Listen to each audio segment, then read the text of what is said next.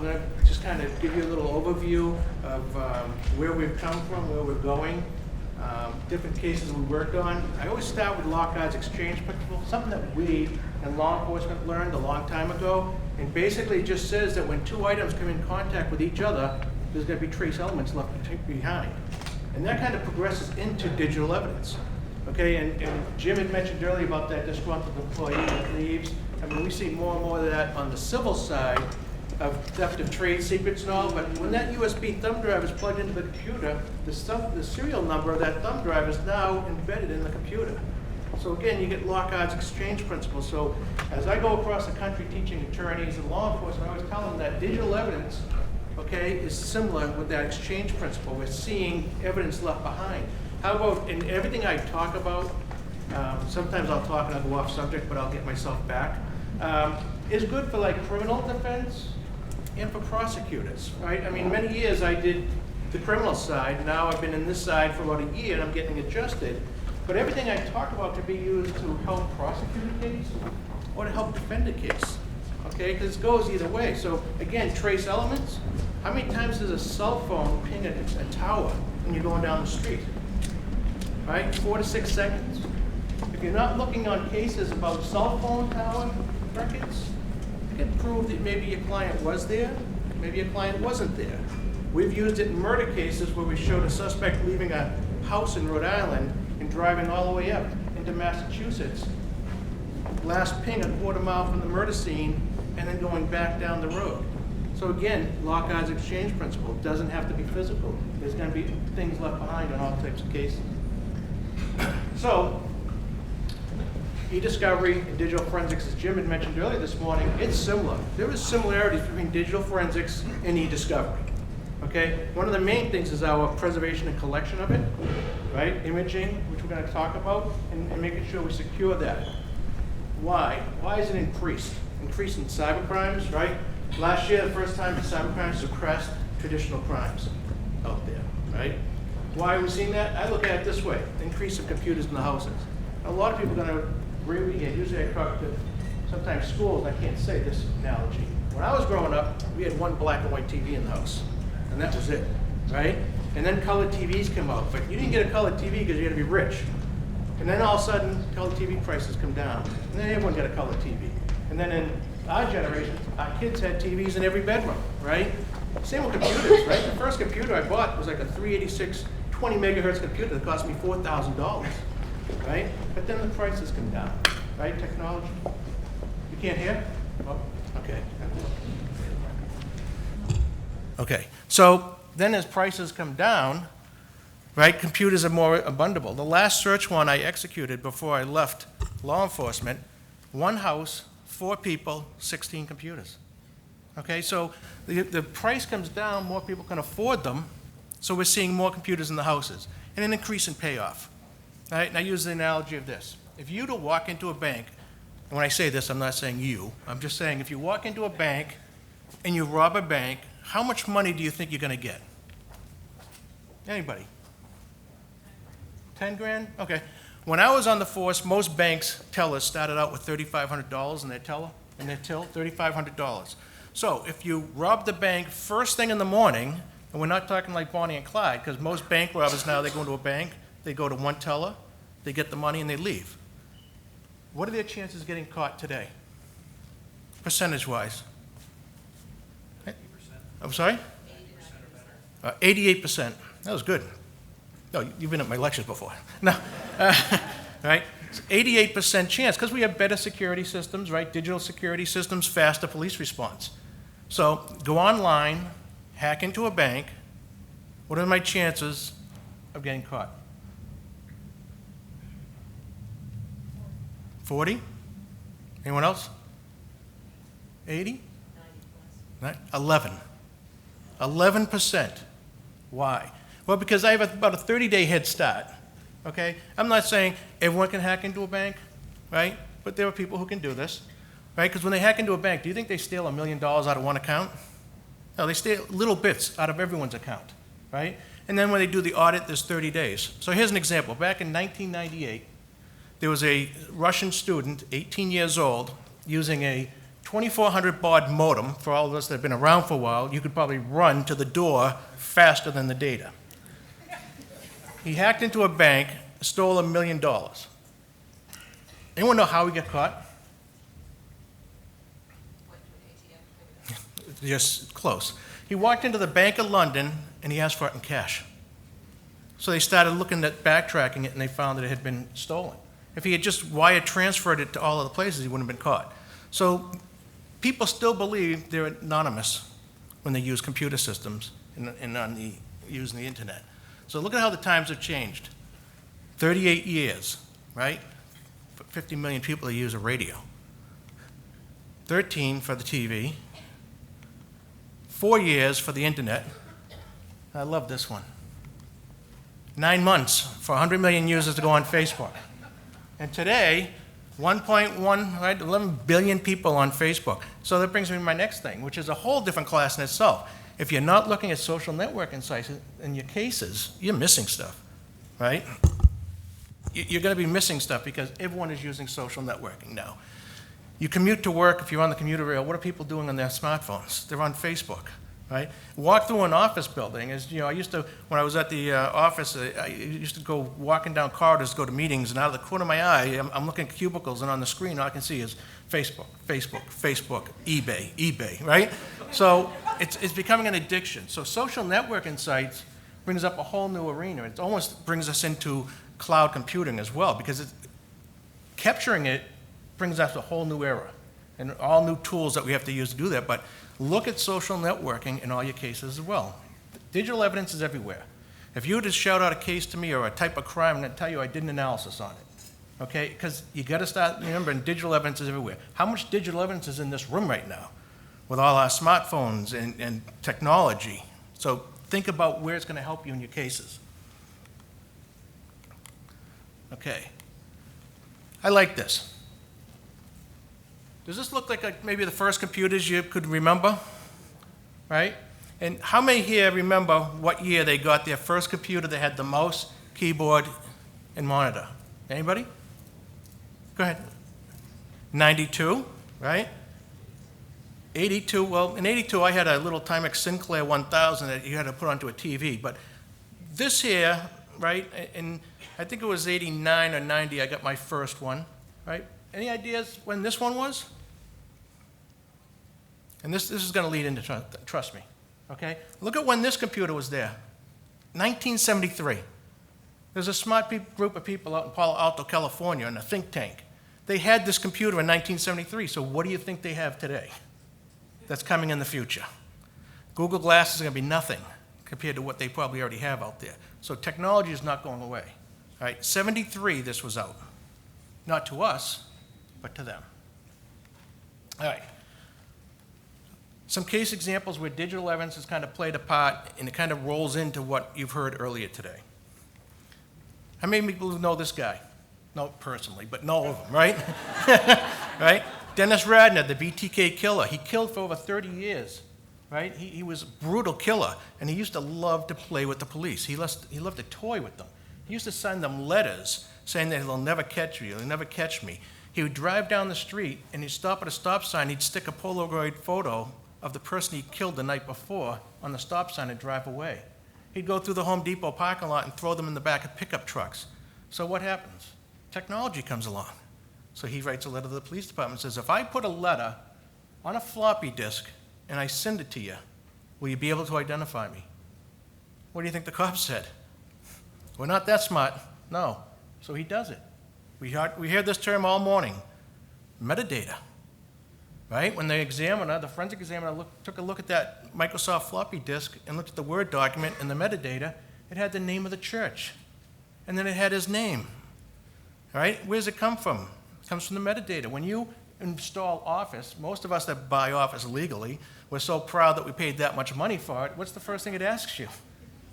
Your name and your organization. Once you put that in, you've just created your metadata. Everything you do on a Microsoft Office product, it's there. You don't see it. It's like I think Jim held up a piece of paper, right? You couldn't see it, but digitally the metadata is there, right? So here's an example. I don't have my glasses. But anyways, this is a forensics program. I typed a little document up here, okay? And I saved it, called metadata doc.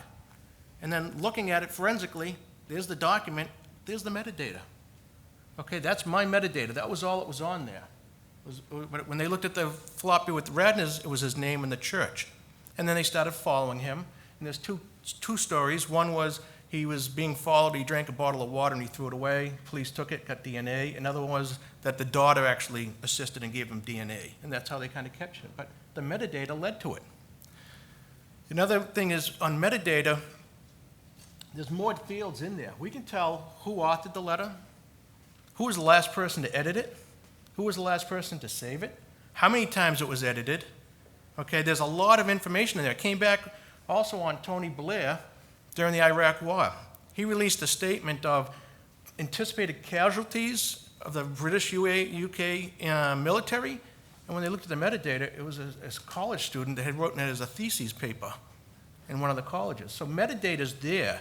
So, comes in both civil, mostly more in civil, when they give you a digital copy of a document and say, yeah, this is the original, we didn't change anything. Yeah, I'd be looking at the metadata. Was it edited? Who was the last person that edited? How many times was it edited? All right, all information that may help you in those cases. All right, Jim had mentioned earlier today, allocated and unallocated space. So here's an example I did back in 2000. This was a restraining order violation. This individual was tormenting this girl that had a restraining order against him. He typed this letter and sent it out, mailed it. What he didn't know is what happens when you're using Microsoft Office products and you're typing that Word document. What's happening in the background? It saves it, right, by default. It saves a little temp file, right? And then if you close Microsoft, it just goes away. It disappears into unallocated clusters, unused disk space. He typed this letter on the laptop. He never saved it. He hit print. When he closed Microsoft Word down, it said, do you want to save the document? He said no. When I did the analysis on his computer, that's what I found in unallocated clusters. I was able to get the letter out because that temp file gets dumped in unallocated areas. So again, think about, and it was mentioned earlier that a lot of times with e-discovery, we're looking at live data on the computers. Sometimes you may want to dig into that unallocated area to see if there's something that might be in there that may help you. That's something you may not see in the live area. All right, how many times did you hear this guy's name today? Now you get to see what he looks like. All right, Mucker McDermott. The Attorney General mentioned it. I think Jim mentioned it. 2000, goes into Edgewater Technology, shoots up the company. Right? Looking at him, what do you think? Sane? Doesn't look it, right? Here's a web page that was carved out of his computer system. He searched for this 7 days, I believe, before the murder. How's that? Pretty compelling? How to fake mental illness. And that was only one of many that they recovered off of his computer system. Talk about CSI, that's what the jury was shown on a big blow-up. Pretty impressive, right? He was found guilty. I like this one. I throw it up there because thinking outside the box. Another serial killer, if you're in that part of the country, don't drink the water, right? He wasn't happy he wasn't getting all the notorious, the information in the paper about him, how great he was, right? So he decides, he kills a body, prints out a map, mails it to the police department with a big red circle like, hey, idiots, go look here. They go, and there's a dead body. Well, thinking outside the box, police department served paperwork on Microsoft, who owned Expedia, and said, who searched for this address in the last 30 days? One person. Came back to his house. Okay, so just by looking what was given there and then thinking outside the box, can this help? Sure. How many people are going to be searching to print out this address in a certain period of time that they got it? It led it right back to him, and they arrested him. So those were criminal cases. I'm just throw these up here just so you. It's the same with civil cases, right? Spoliation. Was the thumb drive put in? Was it not put in? Theft of proprietary information. So whether it's criminal or civil, the digital data is going to be there to assist you. A couple of cases, I just put them up there. I highlighted them. All right. How many have heard of EXIF or geotagging? All right. Okay. So EXIF and geotagging is similar to metadata, but it comes with digital cameras and digital photographs. Okay. And it's good information that's hidden. So here's an example I did. Took a picture of this house. Okay. Looks like a normal house. No shows the picture. Here's the metadata, or the EXIF information, which is similar to metadata that's hidden within the picture. It's in that file, and you can see it gives you the make, gives you the make and model, the date and time of the picture was taken. Okay, now that was back in 2006. All right, we've come a long way with EXIF information. Do not rely on the date and time, because as you saw, right, in the picture, it was daytime. And what's it telling us the time was? 10 o'clock at night. So you can only rely on the date and times if you have the camera and you can check the settings to make sure that the date and time is accurate, okay? We used this in a very large child pornography case in Massachusetts where there was victims, and we actually seized the camera out of his house, and we were able to show the make and model to the actual images and tied it back to the person. So now let's fast forward to where we are. Oh, I didn't want to show this one. I'm sorry. Here we are today. By looking at this picture, who can tell me where it is? If you do, we break for lunch. Right? It's New England, very good, right? You can tell because of the trees, right? No leaves, but other than that, I'll tell you, I've used this presentation all over the country in only 2 places someone named it. One of them was a police officer in the town I took the picture, rightfully so, may sleep there, right? And the other one was a high school student from the same town. But again, it's a park, but we can't tell anything from it. So now we look at the metadata. And look at all the different information in metadata today. And it tells me it was an Apple iPhone that took the picture. And it gives me the GPS location, okay? So now I can take the GPS latitude and longitude, go to Google Earth, I plug it in,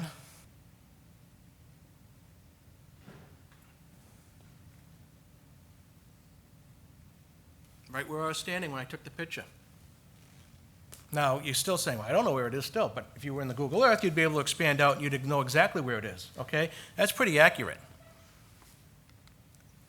It was a Ponson Hewitt Field in Attleboro. So I took another picture.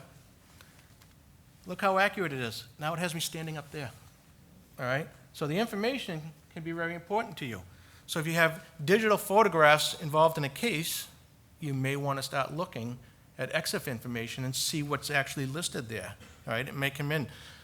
When I talk to students, young girls, I tell them, always be leery what you're posting, right? Because you're posting stuff online, and you're saying, well, no one will ever know where I live, right? Now, certain Facebook and other will strip EXIF information off pictures, others don't. Photo Bucket, they don't strip it.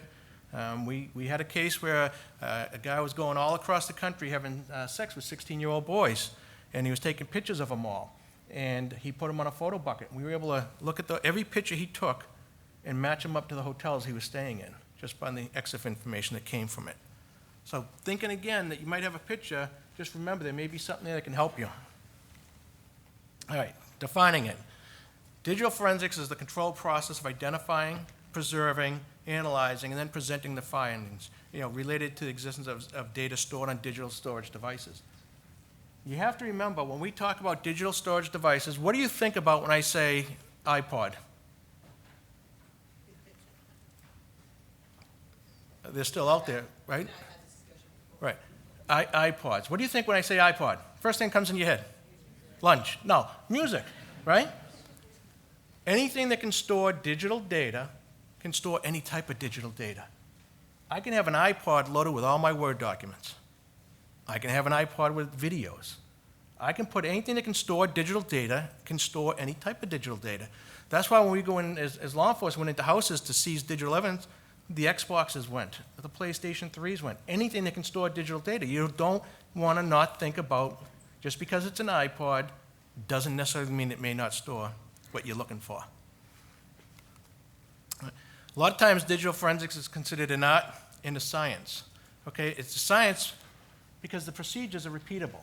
Right? There's certain procedures that we follow that have to be followed all the time, and they can be repeatable.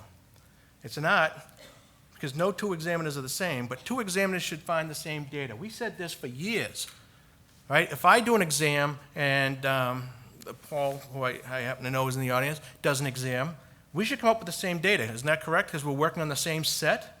So we used to say that was true, but what has happened is this field, as e-discovery, has blossomed, correct? So now we have experts. We have tons of experts that come out and say they're experts in digital forensics. So I no longer say that 2 examiners will find the same, because now there's a new thing that comes into it. It's called experience. Okay? I had one case where we had used a consent search on a computer, a laptop computer, to get probable cause to do a search warrant and go in and get a guy that we knew had child pornography. He used the laptop. The owner said he always used it, gave us consent, it was hers. I found child porn on the laptop, which gave us probable cause to get a warrant to hit the house. They filed motions, they hired an expert, and in our field, most cases go to court a couple of years later, so I got a phone call from the attorney, and they said, we're in there with the judge, and they're saying you lied on your affidavit. Not the first time I heard it. So I said, what do you mean I lied? And they said, their expert is claiming there's no child pornography on that laptop whatsoever that you said there was to get probable cause to get in the house. So now it's, like I said, 2 or 3 years later, I'm thinking, wow, maybe, I don't know, right? So I pull up the case, and I look, and when I'm on speakerphone, I said, did he look at the thumbs database? And it was quiet. And I heard the expert say, what's a thumbs database? Okay, so once we opened up the thumbs database, there was all the child porn. But what I'm saying is, so experience, right? So we no longer can really say 2 examiners should find the same evidence. We have to throw in there, too, it comes up with experience, what their experience level is. Yeah.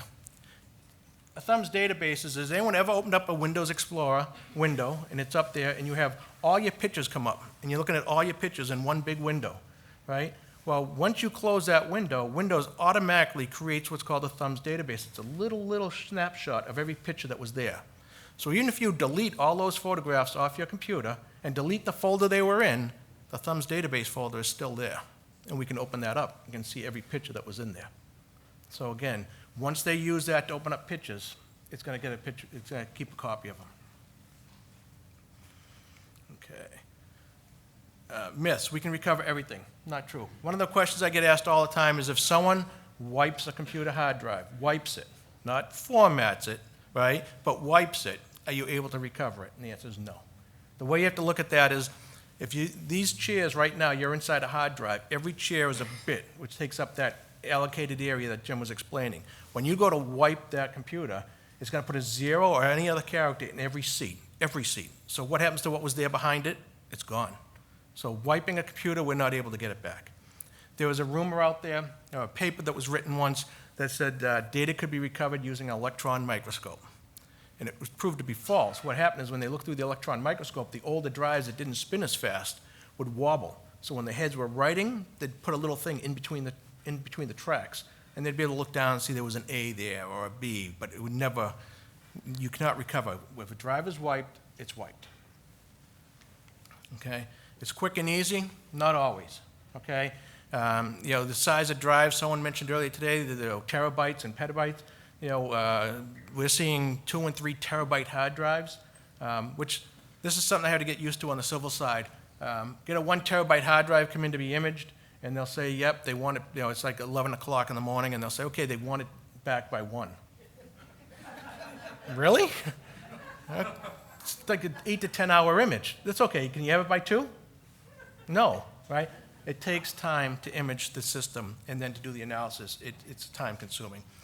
Shoestring budget is sufficient, it's not. And data will never change during an exam. This brings up a point which I'm going to lead into, but I've got to watch my time. Okay. We try to never let data change. Never. You're going to see a picture of a write block. We use write blocks so we don't alter data. But things have changed. What's changed in the last 5 to 10 years? Well, encryption, right? We have BitLocker now. We have TrueCrypt. We have DriveCrypt.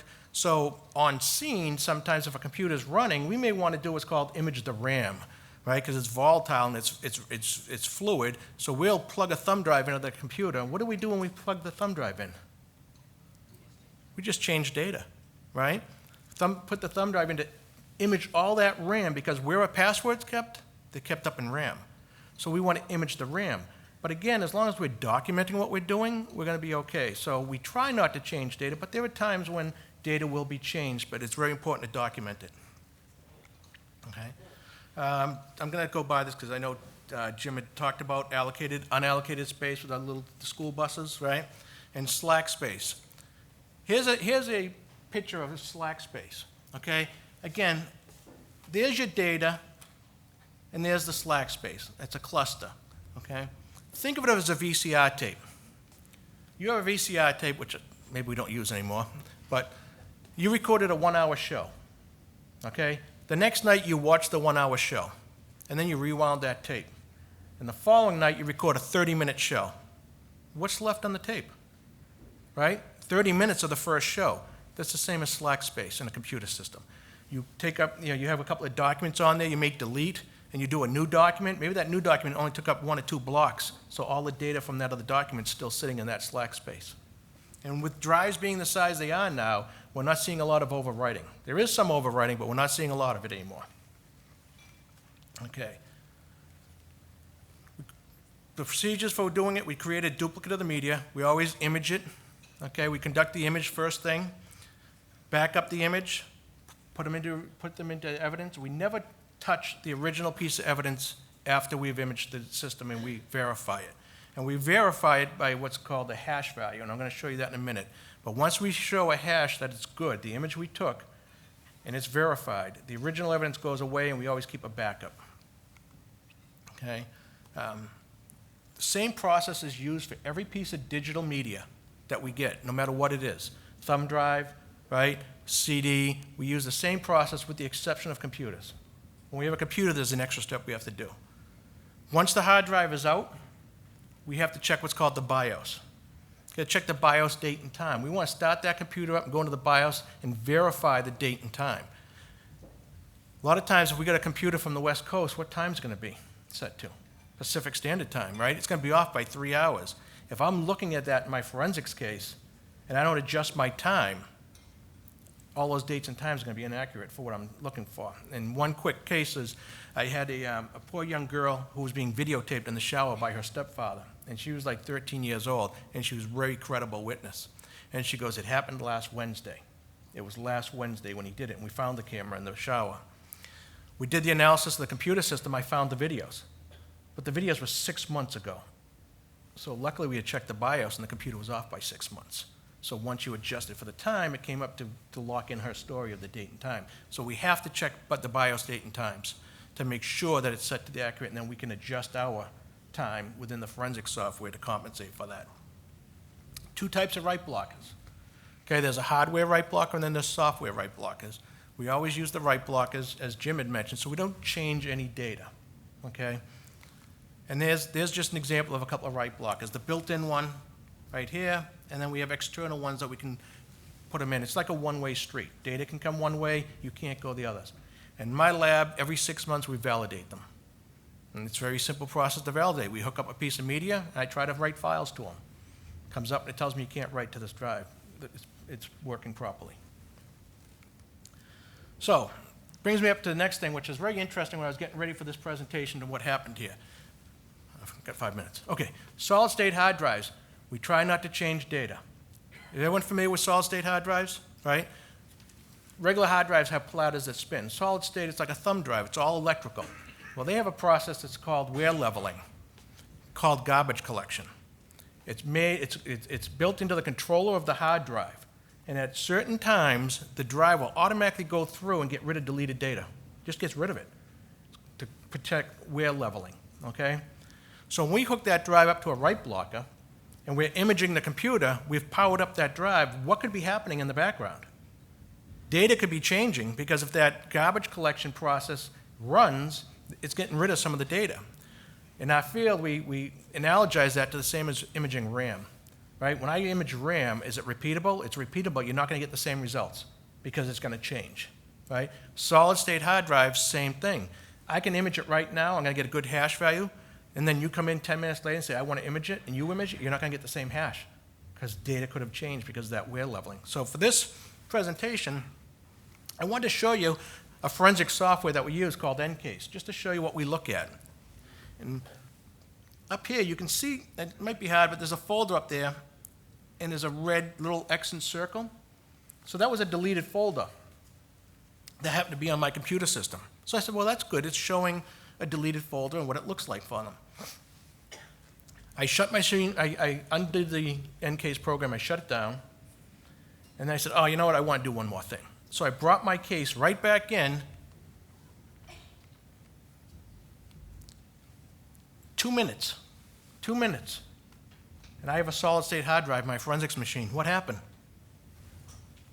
The folder's gone. Now, when I first saw it, I'm thinking to myself, what the heck happened to my folder? The wear leveling kicked in. Folder's gone.